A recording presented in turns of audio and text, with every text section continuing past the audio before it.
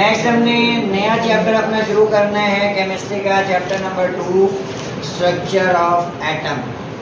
Structure of atom में से 2 short question, 1 objective और 1 लॉन्ग क्वेश्चन आता है, और इसमें तकरीबन 4 या 5 लॉन्ग क्वेश्चन है।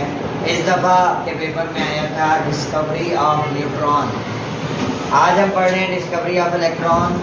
इंतहा इंपॉर्टेंट लॉन्ग क्वेश्चन, इसमें बहुत सारे लॉन्ग क्वेश्चन हैं। Discovery of neutron, proton, electron, 3 ही हैं। आगे रदरफोर्ड का मॉडल आ जाता है, और हमारे पास आ जाता है बोहर एटॉमिक मॉडल। आगे इलेक्ट्रॉनिक कॉन्फ़िगरेशन आता है। शॉर्ट क्वेश्चन एक है रदरफोर्ड और बोहर के डिफरेंस, 5 पॉइंट है, वो लॉन्ग भी आया हुआ है 2-3 दफ़ा। तो इस चैप्टर में तकरीबन ही लॉन्ग क्वेश्चन है, तो इसको गौर से समझना है। पहले लेक्चर से ही क्लियर करना है कि ग्लास ट्यूब क्या होती है और क्या क्या चीज़ें इसमें इस्तेमाल होती हैं। सबसे पहले मैं आपको थोड़ा सा एटम के बारे में बता देता हूँ कि एटम जो है वो स्मॉलेस्ट पार्टिकल, पहले ये समझा जाता था, डेमोक्राइटस और डाल्टन ने बताया ये कि atom is the smallest particle of an element which can not be divided further या विच इज़ इनडिविजिबल। वो ये समझते थे कि एटम इतना छोटा ज़र्रा है कि वो मज़ीद तकसीम नहीं हो सकता। इनडिविजिबल का मतलब है तकसीम नहीं हो सकता। 1800 से 1900 की सदी के दरमियान यही सोचा जाता था, यही माना जाता था। उसके बाद एंड में 1900 सेंचुरी जब शुरू होने वाली थी, तो उस वक्त एंड पर जो ये कुछ लोग आए, sir William crooks, Dalton, Rutherford, Bohr, Goldstein और चैडविक, इन्होंने एटम के अंदर छोटे छोटे पार्टिकल डिस्कवर कर दिए। पहले तो हम यही समझते थे कि एटम से छोटा कुछ नहीं। उन्होंने एटम से छोटे पार्टिकल जो है वो डिस्कवर किए, प्रोटॉन, इलेक्ट्रॉन और न्यूट्रॉन। उन्होंने कहा नहीं, एटम फर्दर डिवाइड हो सकता है। तो वो डेफिनेशंस फिर हमने डिस्कवरी पढ़नी है। इसमें आपका जो स्टार्ट में इंट्रो में आपने कुछ चीज़ें याद रखनी है कि किसने क्या डिस्कवर किया, एक शॉर्ट क्वेश्चन। फिर एक सवाल इस दफ़ा पेपर में आया है आप ही के बोर्ड में कि right the part of atom, right the name of part of atom. मैंने आपको बताया हुआ है कि एटम जो है वो 2 चीज़ों पर मुश्तमिल होता है, न्यूक्लियस और शेल के ऊपर। बनाया था ना स्टार्ट में ही जब समझाया था। तो न्यूक्लियस के अंदर क्या होते हैं, प्रोटॉन और न्यूट्रॉन, और शेल के अंदर क्या होते हैं, इलेक्ट्रॉन। तो ये इसका आंसर है। सिर्फ यही पूछा हुआ था कि एटम की के पार्ट्स के नाम बताएं, न्यूक्लियस और शेल।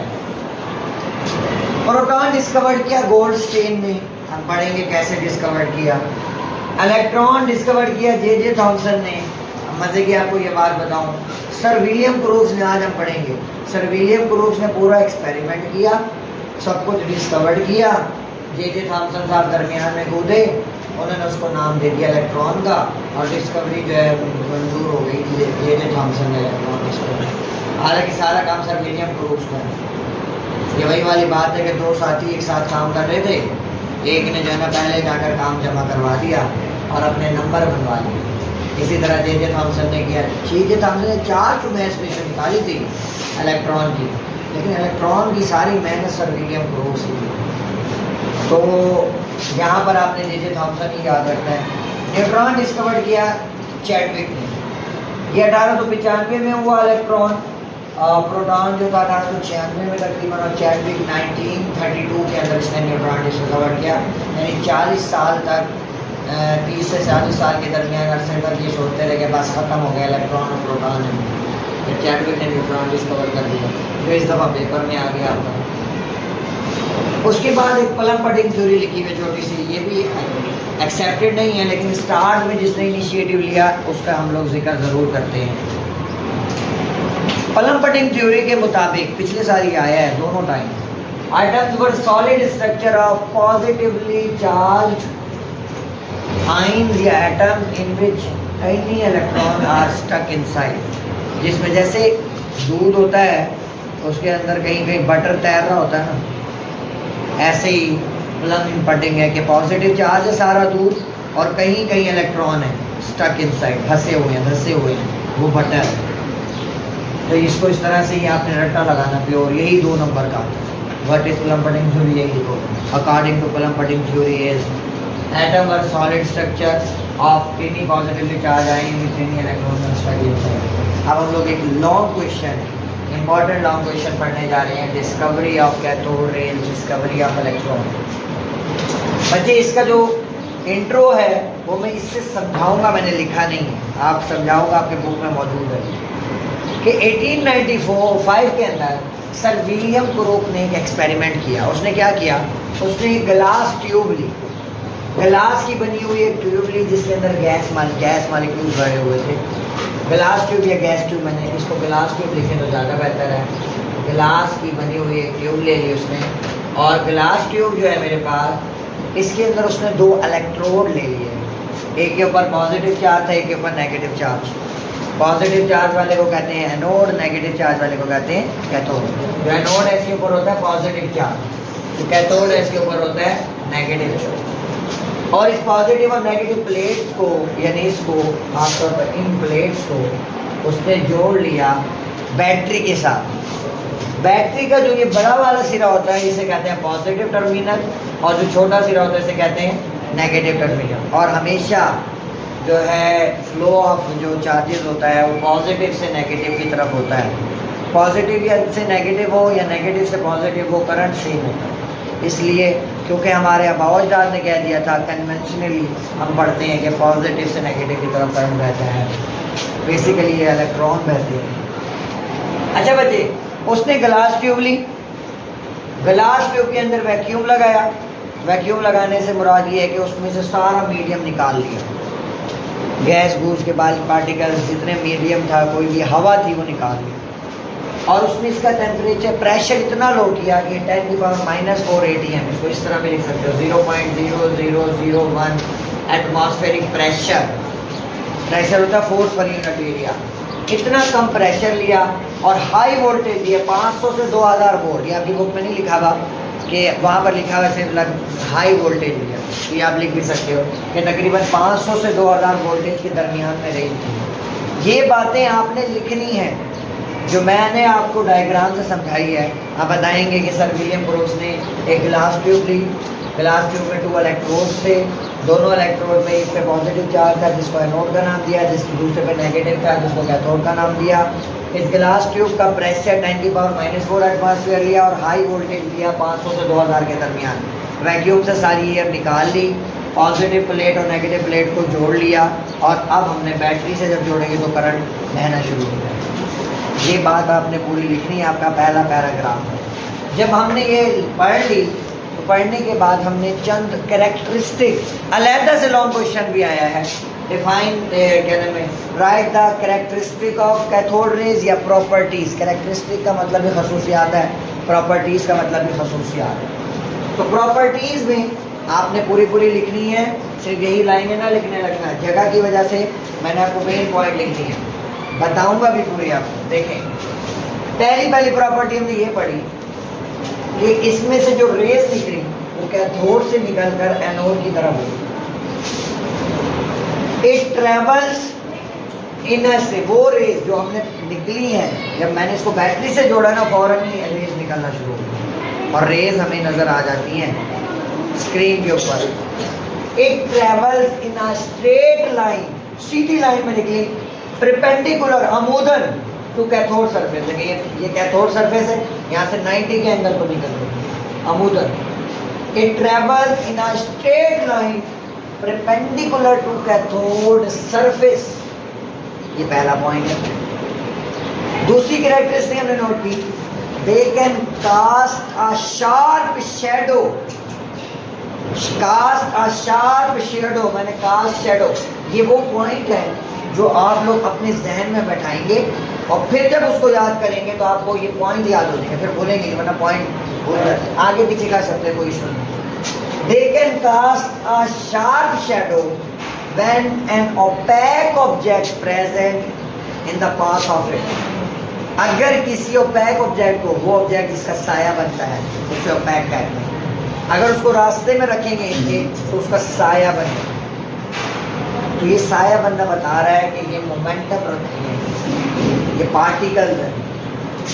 तीसरा, इलेक्ट्रिक फील्ड और मैग्नेटिक फील्ड में बच्चे ये होता है कि 2 प्लेटें होती हैं, फॉर एग्जाम्पल ये इलेक्ट्रिक फील्ड है, एक प्लेट के ऊपर हम पॉजिटिव चार्ज लगा लेते हैं और दूसरी के ऊपर नेगेटिव चार्ज। ये जो रेज है ना, इन रेस को इसके दरमियान से गुजारे, इन रेस को दरमियान से गुजारे।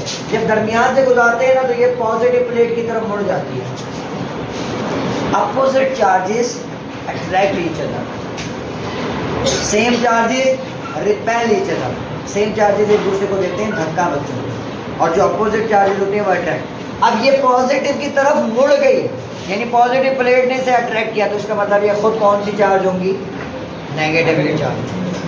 तो ये बात प्रूव हुई इलेक्ट्रिक फील्ड से, इसका पॉजिटिव की तरफ डिफ्लेक्शन शो करना। देखो, अगर ये नेगेटिव है तो ये पॉजिटिव की तरफ मुड़ जाएगी, अगर ये पॉजिटिव होती तो ये नेगेटिव की तरफ मुड़ जाती। अगर इस पर कोई चार्ज ना होता तो ये सीधी गुजर जाती, न्यूट्रल, सीधी बिल्कुल स्ट्रेट गुजर जाती। तो वो कहता है कि when placed in electric field it deflect toward the positive plate. बता, पूरे पॉइंट रहूंगा और से सुन लो। अब चौथा मैंने पॉइंट लिखा है, increase in temperature. When this rays falls on any surface it raise the temperature of that surface. यानी अगर यहाँ पर गिराऊंगा ना रेज, तो इसका टेम्परेचर बढ़ा देगी। आपके हाथ पर लगाऊंगा ना, आपके हाथ का टेम्परेचर बढ़ा देगी। कि जब ये रेज किसी सरफेस पर जाकर गिरती हैं तो उसका टेम्परेचर बढ़ा देगी। इट रेज, इंक्रीज, रेज भी लिख सकते हो, इंक्रीज भी लिख सकते हो, RAISE। It raise temperature of a surface on which it fall. जिस पर ये गिरेगी उसका टेम्परेचर बढ़ा देगी। J.J. Thomson put forward charge to mass ratio. E से मुराद चार्ज, M से मुराद mass, charge to mass ratio of electron. J.J. Thomson ने निकाला। छठा, light is produced when these rays strike on the wall of glass tube. Simple wording में, जिस पर गिरेगी ना उसका टेम्परेचर तो बढ़ाएगी और वहाँ पर लाइट भी बनाएगी, स्पार्क क्रिएट करेगी, स्पार्क क्रिएट करेगी। स्पार्क का मतलब यही है कि ये मटेरियल पार्टिकल है। अच्छा जी, लास्ट पॉइंट बड़ा इंपॉर्टेंट है, या लेटर से शॉर्ट क्वेश्चन पूछा जाता है। ये जो ग्लास ट्यूब है ना, इसमें हवा तो नहीं, गैस के कुछ पार्टिकल मौजूद है।